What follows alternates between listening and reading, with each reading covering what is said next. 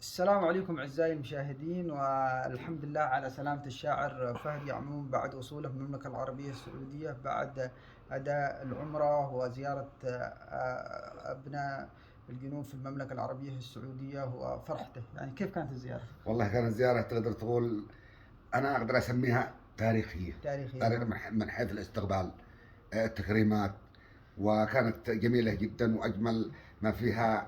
الناس الطيبين الثريانة والناس أصحاب القلوب الطيبة. الطيبة، والحقيقة كانت فرصة سعيدة طبعا.